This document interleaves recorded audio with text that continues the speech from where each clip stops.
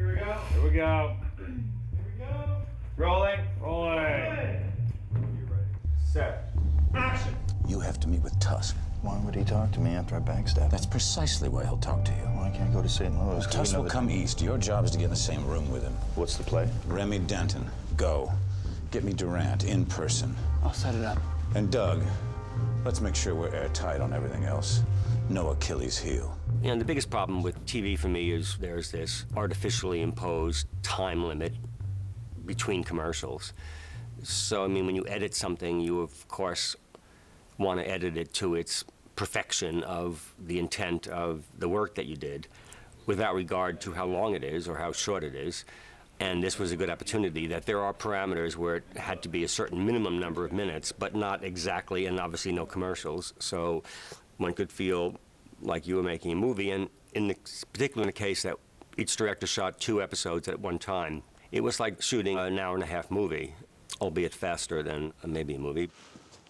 Cry havoc, said he who fought chaos with chaos, and let slip the dogs of war. Nice. Cut. Good. Really good. Very nice, guys. Thank you. Excellent. Beautiful. In a typical TV show, you're going to be on stage for this many days, and you get like a day or 2 out on location. We're bending the rules in that we're just doing what's organic to the scripts. And the thing that's kept us really moving is that we do 2 episodes at once. It's called crossboarding, so we're able to do it like a little mini feature. So the directors come in and they do 20-day shoots instead of, say, 10 days. And when you're doing a month-long shoot for 2 episodes at once, you can utilize locations for 2 episodes. You can utilize extras by changing your clothes. There are lots of cheats, and gives you flexibility on casting because you can use actors across 2 different episodes that you normally, maybe they're only available for 1 and they only have 2 days available, but you can get 2 episodes shot with them. It's a different experience. It's not just a well-oiled machine. It doesn't have that quality to it. It's we're doing this and it feels fresh every time. It's just not relying on, oh, we've done this, 4 times before, let's just, crank it through. No. It's like 6 movies. Set. Action. This office breeds paranoia. Don't give in to it, sir. I'd ask for your resignation if it wouldn't make things worse. But from this moment forward, I don't want to hear your voice, and I don't want to see your face. And if I do, I will put you on your goddamn back. Yeah, cut. That's what we're talking about. For me, I've never done a series, so it's been, on that level, an entirely new experience, although I shouldn't say I've never done a series. I did 1 series, but I did 7 episodes of a series called Wise Guy on CBS, and then they killed me at the end of that. So I got a tiny little taste of what doing a series is like, but it wasn't that long of an experience for me. So this has truly been really a brand new territory for me, and it does feel like I'm doing a very long feature film. You know they'll execute him. Well, there's one thing the Chinese are right about. Sometimes you have to sacrifice the one for the many. Let's get back to Washington. Nice. Cut. Sweet.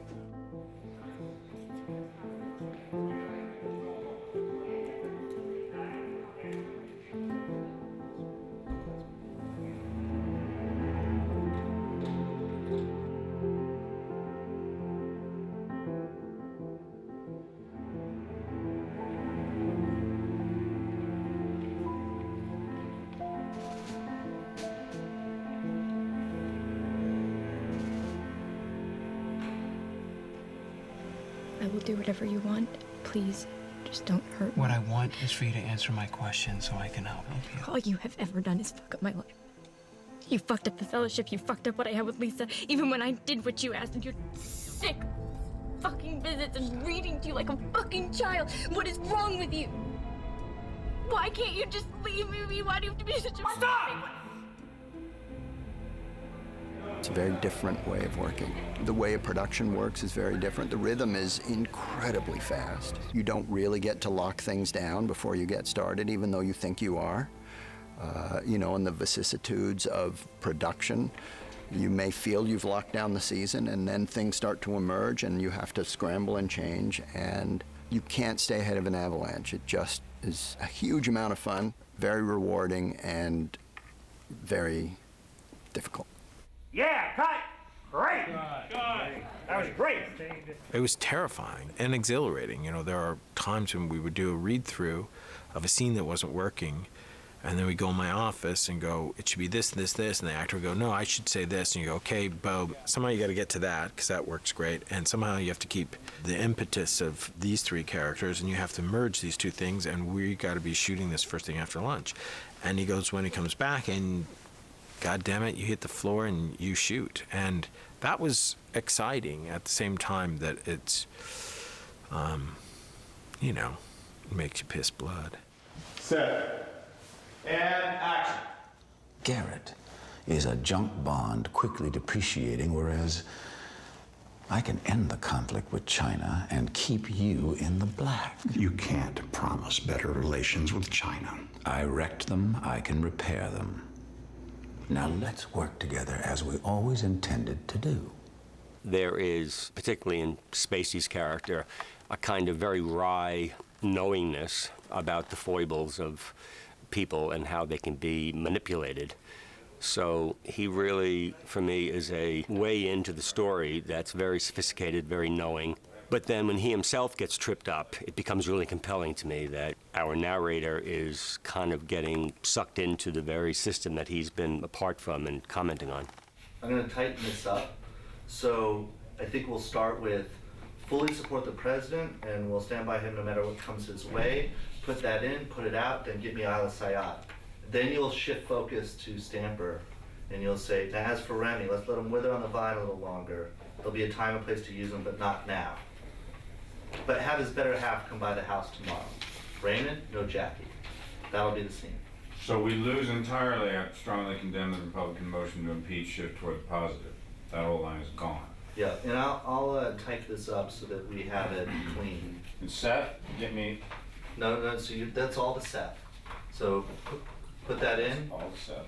Put it out, then get me Isla Sayad. Then get me Isla Sayad. How's about, always think the stamp is standing, because the stamp is always in motion. So I'm thinking Francis here, in front of us, and then there's Seth. Yes, sir. And then the stamp.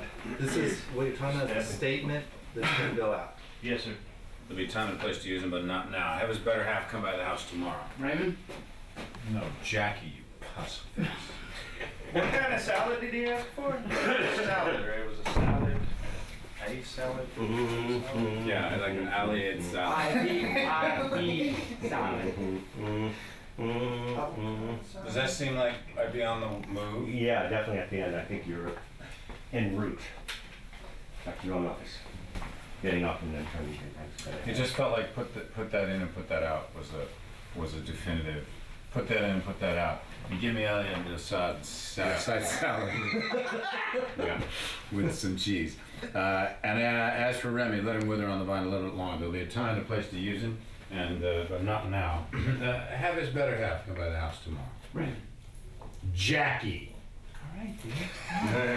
Shit. Chill. Okay, one setup, two cameras. Set. Fully support the president. Will stand by him no matter what comes his way. Put that in, put it out. Then get me Isla Sayad. And as for Remy, let's let him wither on the vine a little longer. In the meantime, have his better half come by the house tomorrow. Raymond? No, Jackie. I've never seen anyone else's dailies. I've never watched what another director does in terms of how they vivisection the action. So that's been part of the attraction for me. One of the most interesting learning experiences was watching how other people attack a moment and where they decide to go in for close-ups and how they intend to sort of position a character within a scene. And Jamie was much more sort of following the actors. He was much more intuiting where they would go. It wasn't so much of setting a stage and then allowing people to move within it. He kind of haunted them. Promise me something.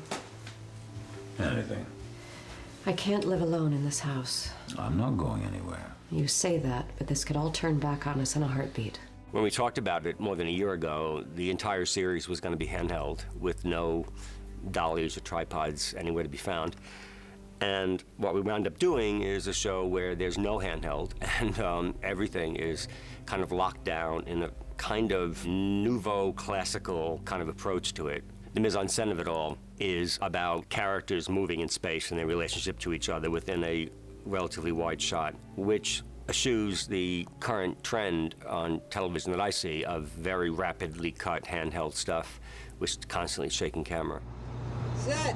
And action. And I recognize the psychological, emotional truth of all the characters' behavior, because I always feel it's the director's job if the actor comes and says, this makes no sense. I don't know human beings who behave like this. You got to have an answer. You got to be able to defend it and believe in it. And it's a situation where I definitely believe every single frame of every single character. And no whispering. Here we go. Rehearsing and action. Well, nobody wants to see Frank Underwood go to jail any more than I do. I just don't want to be sharing a cell with him. It's not gonna happen. That's not. You're late. So what we'll do when we open this is see the ticket and take it to the opera and then each. Okay, that'd be great. Okay, let's show the world. Marking. And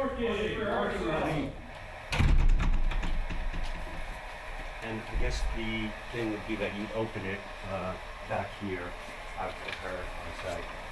Where were we? Great. And this movement in the beginning is great. It felt very organic and it helps us, as you say, have some movement. But I think this is a conversation in progress. It's in progress, yeah. So, And I've been sitting here for a while. yeah, and I've been pacing back and forth saying I'm not buying it. Yeah. But, and cut. That's the deal. I delight in the entertainment value of watching political animals battling it out.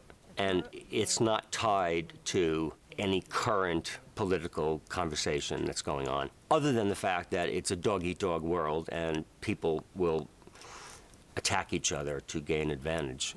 I need to know what I gain. You'll be taken care of. Specifically. We'll see what happens when all the chips have fallen. So you just want me to leap off a cliff and hope for a soft landing beneath? No one will touch you now. Nobody except us. We're as soft as you're gonna get. A job at the White House? No promises, other than something commensurate with your loyalty and experience. Hi, beautiful, beautiful, beautiful. It's set, therefore, in a very reality-based environment, but it is apart from what you watch on CNN. It's its own reality. That's a heightened reality that's pretty damn interesting. Set. Action. We offer progress with a promise of more to come. It's only the beginning, Jackie. Ruthless pragmatism, remember? It's why I wanted you to be whip. The three of us are cut from the same cloth. Mr. Vice President, what you're asking is just shy of treason. Just shy, which is politics.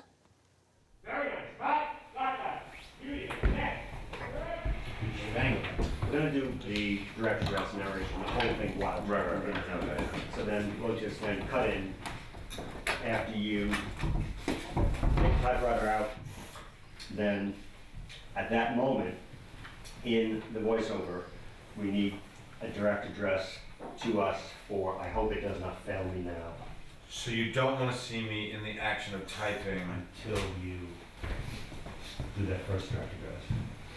Certainly Kevin's skill as a performer, Kevin's skill as an actor, and those are two different things. You know, there's the dramatizing of a text, and then there's the seduction of an audience. I hope it will not fail me now.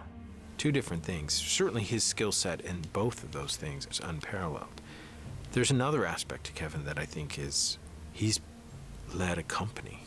He knows what it is to be the leader of a company.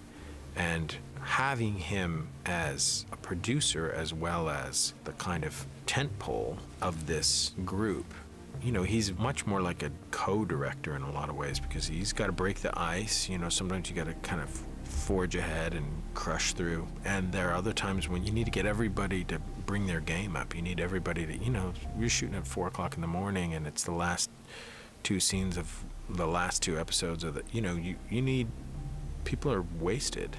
And he's able to do a thing above and beyond being a name above the title. He's able to be an example. You know, I do think of it as the Mercury players. I do see it as to get the best out of everybody, they all have to be invested. And they got to be invested, they got to be invested in the actor next to them. We expect he's going to sit on it. Sit when he does this. Pushes it to the side. Comes over here. Takes the ring. Puts it on. Does this. Looks at us. And then we're out. Okay, fight the black. And I'll stay in this position. I won't go back up because you want to go cut.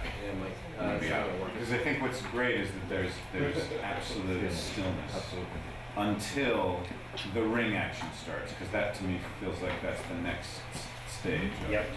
Very good. Thanks. You know, one of the things that I've learned about producing over the years is sometimes the best producer is the one that allows things to happen. You know, if you see something that's going very well, and you know, David has a kind of machine. He's got a great number of people that he's worked with for a long period of time. I have enormous faith in his talent and his taste, in the people that he trusts.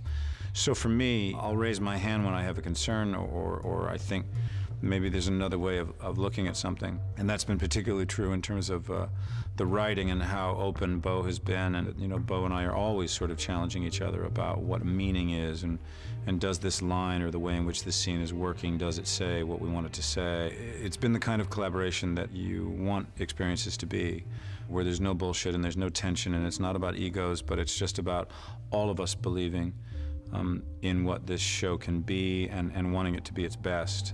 And cut! Nice! Cut! Great! I think the last two are primo. This last one I think is the best.